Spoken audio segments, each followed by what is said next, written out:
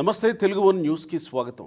ఒక పక్క తెలంగాణలో ఫోన్ ట్యాపింగ్ బాంబులు పేలుతుంటే ఆంధ్రప్రదేశ్ నుంచి పిసిసి అధ్యక్షురాలు షర్మిల జగన్మోహన్ రెడ్డి చెల్లి బైబిల్ మీద ప్రమాణం చేసి చెప్తా ఫోన్ ట్యాపింగ్ పచ్చి నిజం. వైవి సుబ్బారెడ్డి ఒక ఆడియో నాకే వినిపించాడు. కేసీఆర్కి జగన్మోహన్ రెడ్డికి మధ్య ఉన్న బంధం చూసి రక్త సంబంధం కూడా చిన్నబోతుంది. ఎంత సీరియస్ కామెంట్స్ ఇవి. సీరియస్ అనే పదం కూడా చిన్నదవుతుందేమో ఈ కామెంట్స్ ముందు. స్వయాన ఒక చెల్లి మాట్లాడుతుంది ఇలా. అంటే షర్మిల ఫోన్ ట్యాప్ చేసి జగన్మోహన్ రెడ్డి లేదా కేసీఆర్ ఏం చేయాలనుకున్నారు? సొంత చెల్లెలి ఫోన్ ట్యాప్ చేసి అంటే జరిగిన పరిణామాలన్నింటికీ ఆ ఫోన్ ట్యాపింగ్లే కారణాలా? తెలంగాణలో ఒక రకంగా వేగంగా ఆ విచారణ కొనసాగుతోంది. అప్పటి డీజీ, ఇంటెలిజెన్స్ డీజీ ప్రభాకర్ రావుని కూడా తీసుకొచ్చారు. ప్రభాకర్ రావుని విచారణ చేస్తూ ఉన్నారు. మరి ఆంధ్రప్రదేశ్ విషయానికి వచ్చేసరికి ఏం చేయాలనుకున్నారు? డివి శ్రీనివాస్ గారు సీనియర్ జర్నలిస్ట్ ఉన్నారు మనతో. నమస్కారం శ్రీనివాస్ గారు. నాకు తెలిసి ఆమె రక్త సంబంధం చిన్నబోతుంది అన్నది, కానీ నేను అన్నట్టు సంచలనమైనటువంటి వ్యాఖ్యలు షర్మిల చేసింది అనే మాట కూడా చిన్నబోతుందేమో ఆమె చేసిన వ్యాఖ్యల ముందు. వాళ్ళిద్దరి సంబంధం రక్త సంబంధం కంటే ఎక్కువ. రక్త సంబంధం చిన్నబోతుంది వాళ్ళిద్దరి మధ్య. ఏంటి వాళ్ళిద్దరి మధ్య అంత బంధం? ఆ బంధం గురించి మాట్లాడదాం. ఏంటి కేసీఆర్కి జగన్ మధ్య అంత బంధం? అంటే రక్త సంబంధం చిన్నబోతుంది అని షర్మిల అంటే ఎప్పుడు చిన్నపోలేదు. ఇప్పుడు ఇది కొత్తగా ఫోన్ ట్యాపింగ్లో చిన్నపోయిందా? ఆస్తులు మొత్తం అతను తీసుకున్నప్పుడే చిన్నపోయింది. అదంతా చిన్నబోతుంది, అది వేరే. అది కుటుంబాలకు సంబంధించింది. కేసీఆర్ వాళ్ళ కుటుంబం కాదు కదా. ఆ రోజు షర్మిలని హైదరాబాద్లో ఆమె కారు మరి లాక్కుపోయారు. ఆ రోజు జగన్మోహన్ రెడ్డి స్పందించినప్పుడు కూడా చిన్నపోయింది. అయితే పోలీస్ స్టేషన్లో పెట్టారు. అవును. విజయమ్మ స్పందించింది, పోలీస్ మీద ఫైర్ అయింది. అవును. కానీ జగన్మోహన్ రెడ్డి అవును. అంటే రక్త సంబంధం చిన్నపోయిన ఘటనలు చెప్తున్నా. ఆమె క్యారవాన్ తగలబెట్టారు. కరెక్ట్. ఇప్పుడు ఇవాళ షర్మిల ఆ రోజు తెలంగాణ వైఎస్ఆర్సీపీ ఆ పార్టీ అధ్యక్షురాలుగా పాదయాత్ర చేసినప్పుడు ప్రతి నియోజకవర్గంలో అక్కడ ఉన్న బీఆర్ఎస్ ఎమ్మెల్యేలపై ధ్వజమెత్తింది. అవినీతి కుంభకోణాల చిట్టా విప్పింది వైఎస్ఆర్ టీపీ. అంటే ఏం చేసిందనమాట? అక్కడ మొత్తం అక్కడ వాళ్ళు కబ్జాలు, లేకపోతే వాళ్ళు చేసినటువంటి అక్రమ వసూళ్ళు. అంటే ఇవాళ షర్మిల ఫోన్ ట్యాపింగ్ ఎవరి లాభాల కోసం? బీఆర్ఎస్ ప్రభుత్వం, అప్పటి సీఎం కేసీఆర్ షర్మిల ఫోన్ ట్యాపింగ్కి ఆదేశించటం, అది రాజకీయంగా ఆమెను అడ్డు తొలగించుకోవటం కోసమా? ఎందుకంటే ఆమె పట్ల మరి బీఆర్ఎస్ ప్రభుత్వ వ్యవహార శైలి అప్పట్లో. నెక్స్ట్ జగన్మోహన్ రెడ్డికి మరి ఆమెని కుటుంబ పరంగా అడ్డు తొలగించడం కోసమా? ఆస్తుల్లో కొన్ని వీడియోలు, ఆడియో రికార్డులు జగన్మోహన్ రెడ్డికి పంపారని. ఫోన్ రికార్డులు ఏంటి? ఇవాళ వీళ్ళు ఆ రికార్డు చేసినవి ఎప్పటికప్పుడు జగన్మోహన్ రెడ్డికి పంపారని. అలా నీ ఫోన్ ట్యాపింగ్ గురైంది, ఆ రికార్డు జగన్మోహన్ రెడ్డి కూడా పంపారు అని చెప్పింది ఎవరన్నది? షర్మిల సుబ్బారెడ్డి బాబాయ్, సొంత బాబాయ్ వైవి సుబ్బారెడ్డే మరి చెప్పినప్పుడు అంటే ఇప్పుడు ఒప్పుకోవడానికి కూడా ఉంది. ఏది ఇప్పుడు మరి జగన్కి మరి సుబ్బారెడ్డికి ఉన్న బంధం, అక్కడ విక్రాంత్ రెడ్డి ఆల్రెడీ ఆ కేవీరావు బెదిరించిన కేసులో ఇరుక్కున్న దీంట్లో ఇప్పుడు సుబ్బారెడ్డి నా తరఫున ఇటు ఇవాళ ఇవ్వని నేపథ్యంలో కానీ నోరు తెరవాల్సిన బాధ్యత సుబ్బారెడ్డి పైన. ఎందుకంటే నువ్వు ప్రజా జీవితంలో ఉన్నాను, రాజ్యసభ సభ్యుడు. అవును. మరి జగన్మోహన్ రెడ్డికి పిన్ టు పిన్ అలా చేరవేస్తే కేసీఆర్కి ఏంటి ప్రయోజనం? అంటే ఇక్కడ మీరు కేసీఆర్ ప్రయోజనాలు, ఫోన్ ట్యాపింగ్ అనేది మీరు చూడాల్సింది అది 2-3 ఎపిసోడ్లుగా చూడాలి. కేసీఆర్ 1.0 అప్పుడు జరిగిన ఫోన్ ట్యాపింగ్, రేవంత్ రెడ్డి ఆయన పైన కేసు, చంద్రబాబు అక్కడ స్టీఫెన్సన్, ముత్తయ్య, ఆ ఓటుకు నోటు కేసు. ఆ రోజు చంద్రబాబు ఇక్కడ నాకు భద్రత లేదని ఆయన వెళ్ళిపోయారు. ఆయన వెళ్ళిపోయింది వీళ్ళకి భయపడి కాదు. ఈ ఫోన్ ట్యాపింగ్ ఇలాంటి ఆయన ఎవరైతే పారిశ్రామికవేత్తలతో కలిశారో అప్పట్లో ఏంటి ఒక పోటీ నడుస్తుంది ఈజ్ ఆఫ్ డూయింగ్ బిజినెస్లో. నీకు ఏపీ నంబర్ 1 ఉంటే తెలంగాణ నంబర్ 2 ఉండేది. అప్పుడు ఏ పారిశ్రామికవేత్తలు అయితే ఏపీలో పెట్టుబడులకు చంద్రబాబు ఆహ్వానించాడో వాళ్ళందరి ఫోన్లు వీళ్ళు విన్నారని. వాళ్ళని బెదిరించారని, ఆ కంపెనీలు అక్కడ ఏముందో అభివృద్ధి అక్కడ మీరు పెట్టుకోవడం వేస్ట్, హైదరాబాద్లో పెట్టమని వేధించారని. అంటే అదేంటి మీరు చూశారు ఎన్నికలకు ముందు 2019 ఎన్నికలకు ముందు ఏం జరిగింది? హైదరాబాదులో తెలుగుదేశం అభ్యర్థుల వాహనాలు, అందులో డబ్బు పట్టుకోవటం.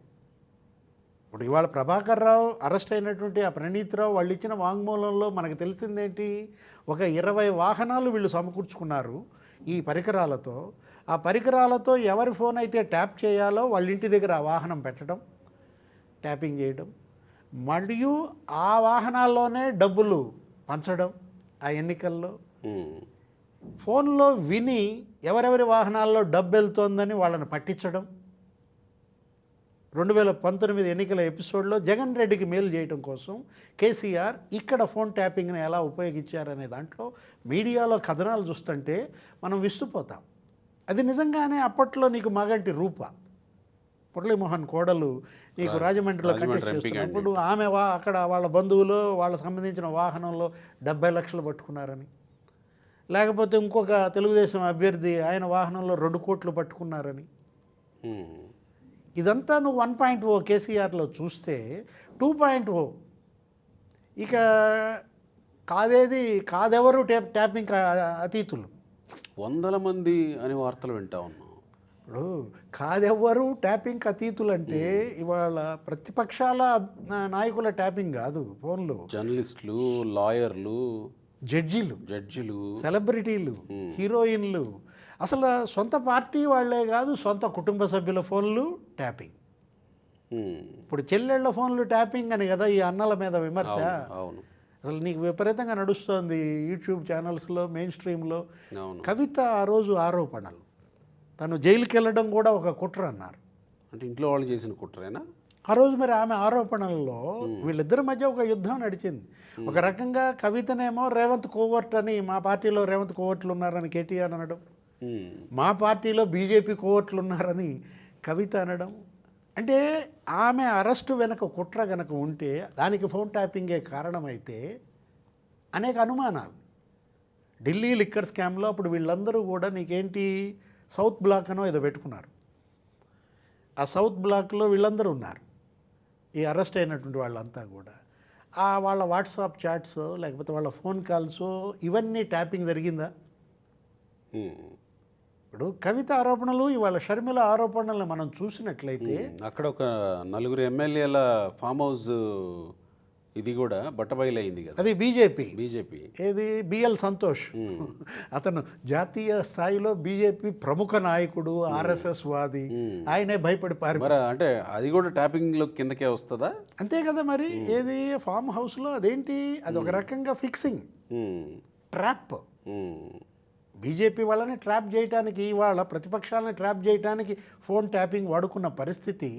బండి సంజయ్ ఆ రోజు చేసిన విమర్శలు ఏమన్నాడు? బండి సంజయ్ ఐఫోన్లు కొనుక్కోండి అన్నాడు. ఫేస్ టైంలో మాట్లాడుకోవటమే ఇక మన వల్ల కాదు అంటే ఏ స్థాయిలో నీకు ఫోన్ ట్యాపింగ్ జరిగింది? లోకేష్ అన్నాడు అదే మాట. ఇదేంటిది? ఇది 2.0, కేసీఆర్ 2.0, జగన్ 1.0లో జరిగిన ట్యాపింగ్. అటు ఆంధ్రప్రదేశ్ సీఎంగా జగన్మోహన్ రెడ్డి, లేకపోతే తెలంగాణ సీఎంగా కేసీఆర్. కేసీఆర్ బూట్లు వేసుకుని నడిచాడు అంటారు ఇతన్ని. ఎవరిని? జగన్మోహన్ రెడ్డిని. ఆ రోజు చంద్రబాబు ప్రధానికి లేఖ రాశారు. ఇప్పుడు 2020లో 3 ఏళ్ల క్రితం నా ఫోన్ ట్యాపింగ్ గురవుతోందని ఎవరు? అప్పటి మాజీ ముఖ్యమంత్రి, ప్రధాన ప్రతిపక్ష నేత చంద్రబాబు లేఖ రాశాడు. పురంధేశ్వరి ఆరోపించింది. ఒక 21 మంది ఐపీఎస్లు, ఐఏఎస్ల పేర్లతో ఒక లేఖ రాసింది, మీకు గుర్తుండే ఉంటుంది. ఏమని? అందులో మరి ఆ కొల్లి రఘురామరెడ్డి ఆయన ఫోన్ ట్యాపింగ్ సూత్రధారని ఆమె పేర్కొనడం. అంటే కొల్లి రఘురామరెడ్డి అనగానే నీకు గుర్తొచ్చేది జగన్మోహన్ రెడ్డి ఆయనకు ఒక 5 పోస్టులు ఇచ్చాడు. అప్పటి సిఐడి చీఫ్ కదా, విజిలెన్స్ ఎన్ఫోర్స్మెంట్ అయిందే, లేకపోతే డ్రగ్స్ కంట్రోల్. సిఐడి కాదు, ఇది ఇంటెలిజెన్స్ సిట్ చీఫ్ కదా. డ్రగ్స్ కంట్రోల్ ఐజీ అతనే. తర్వాత చంద్రబాబు కేసులపై సిట్ అధిపతి ఆయనే. అంటే కొల్లి రఘురామరెడ్డి పైన పురంధేశ్వరి రాసిన లేఖ, లేకపోతే అప్పుడు ఒక యువ ఎస్పీ ఉన్నారు, ఆ యువగళం పాదయాత్ర మీద ఉక్కుపాదం మోపాడు, చిత్తూరులో ఆయన ఎవరు పెద్దిరెడ్డి రామచంద్రారెడ్డి పెట్ అనుకుంటా, ఆయన పేరేంటి, రిషాంత్ రెడ్డి.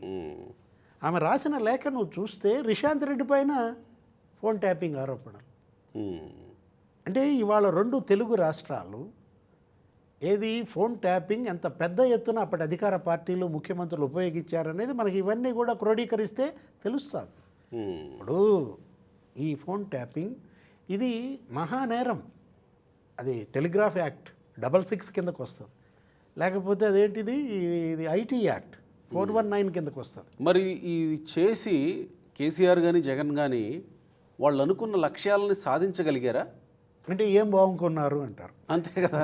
అంటే ఇప్పుడు ఈయనేమో ఫామ్ హౌస్ నుంచి బయటికి అవును. రావడం లేదా ప్రగతి భవన్కే పరిమితం అవడం. అవును. ఆయన సీఎంగా జగన్ ఏమో తాడేపల్లి ప్యాలెస్ నుంచి, తాడేపల్లి బెంగళూరు యలహంక దీనికి పరిమితం అయిపోయాడు. సీఎంగా ఉన్నప్పుడు తాడేపల్లి ప్యాలెస్ నుంచి బయటికి రాకపోవడం. అవును. అంటే వీళ్ళు బయటికి రాకపోవడానికి కారణం ఇదేనా? ఈ ఫోన్లు అందరి ఫోన్లు వింటున్నారా?